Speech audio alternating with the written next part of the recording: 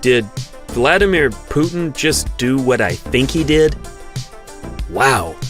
Okay, well, we're going to talk about it right after this.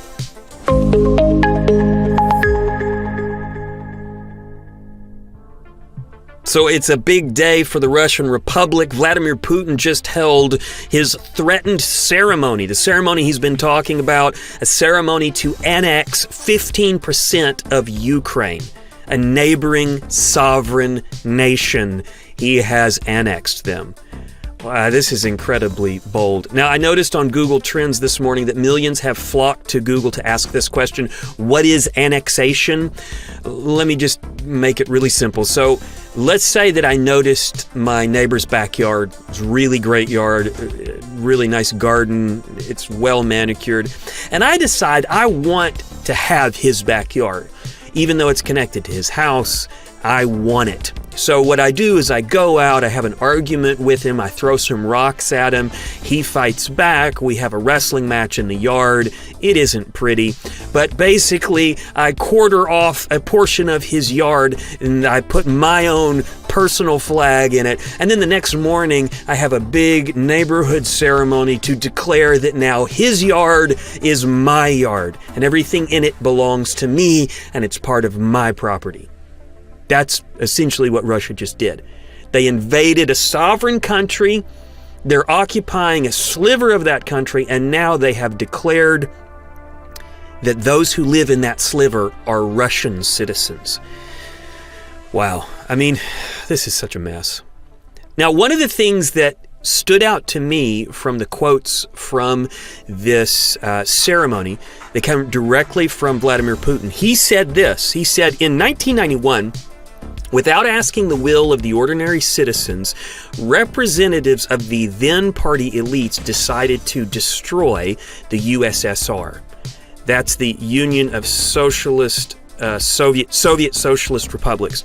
So he's saying that the elites decided to destroy the USSR, and it wasn't what the average person wanted. He said, and people suddenly found themselves cut off from their motherland.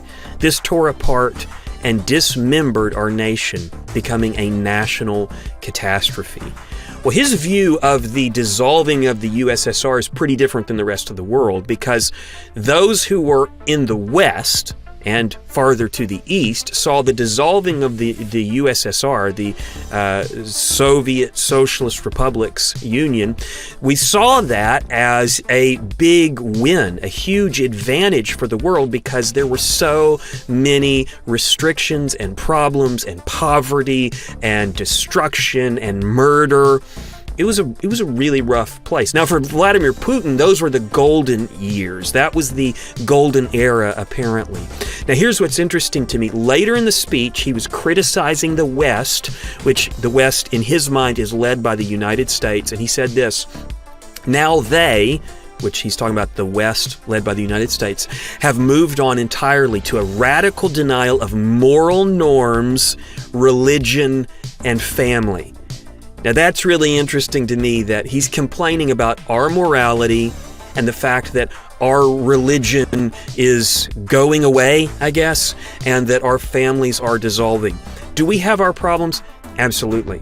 But it is really interesting to me that he was glorifying the golden era of the USSR, and then he criticizes the United States for the fact that we are denying religion.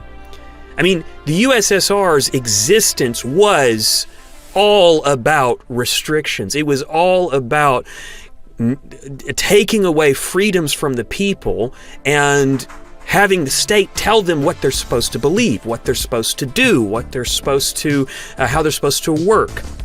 And so officially, atheism was the enforced religion of the Soviet Empire. Now, there were some state-sanctioned churches. Some of those were allowed as long as they continued to bolster the indoctrination of the Soviet ideal to the congregants. And so really the only existence of a real church in the Soviet Union were these underground churches, which, by the way, grew grew in that era, although they were incredible danger for doing so. So, I was thinking it would be really interesting to bring someone on the show that had some experience with the mood and the feeling of Ukraine after the fall of the Soviet Union. Because essentially, Vladimir Putin is claiming that those who lived in the socialist empire really wanted it to continue, that they loved it, that they wanted it. That is really a marred view of history. So, I'd like to share with you an interview that I did just recently with somebody that's pretty important to me. I want to introduce you to my father, Larry Kitchen. Say hello, Dad. Hello, everyone.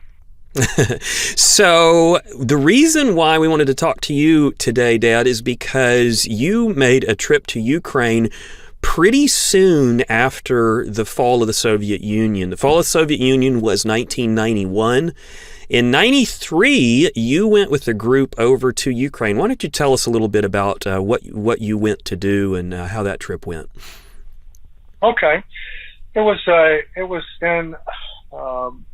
with a group from Philadelphia that had printed quite a few Russian New Testaments, and he came through Kilgore, Texas, and spoke about the need for a group to go and share in the Ukraine. And my wife and I just felt compelled to go, and so 8 people from our church volunteered to go. Yeah. So what was the mood of the people like? Were they really receptive? Were they really open, or were they closed off and kind of resisted? Well, very careful, I would say, first of all, to not speak about their government or anything in a negative way that could get them in trouble. I felt like a lot of people that I was speaking to would look left and right to see who was listening. Wow. Okay. I noticed there was a TV in their apartment, but they never turned it on. And I asked one time about it, and the mama waved me off, so there's nothing good. And, oh, wow. And she also said about just politicians in general that there's no good man in leadership. So I got the feeling that there's a real cynicism and negative attitude toward those that were in power, at least at that time. Yeah. Now, you guys did meetings, public meetings, though. Tell me about that a little bit. We actually flew into Kiev first, and then we took a train down to Odessa on the coast on the Black Sea to this smaller town. I mean, it was a huge town, but smaller than Kiev, I suppose. And then to this site where they were trying to build their first small independent church. And I say independent because it was independent from the Russian... Russian Orthodox Church. Yeah.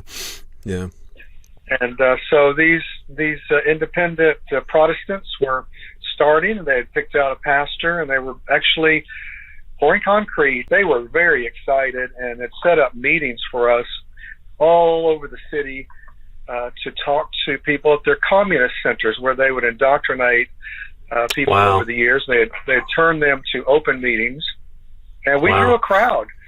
I was the one speaking, and they set up many days of the 10 days we were there. They set up 3 meetings a day. So it sounds like you guys were prepped for doing meetings. When you actually did the meetings, what was the interest? I mean, you guys were Westerners. You had gone through the Cold War as the opponents. Were they standoffish, or were they open to Westerners coming in? Yeah, if you're wondering about their interest level, it was very high. It was paramount. They were interested in what we thought. They were very eager to know about freedom and about what we believed and how we lived. I was asked one time, could we walk on the grass in the United States? Wow. So this person had been shown a sign at a library, don't walk on the grass. And so they've been taught that there's all sorts of strange restrictions in the U.S. And so at the end of every talk, we would walk into these communist centers, these community centers, and there'd be 500 people sitting there quietly waiting for us to walk in as if we were celebrities. It was Wow. it was pretty wild. And then we were working through translators to a very eager audience.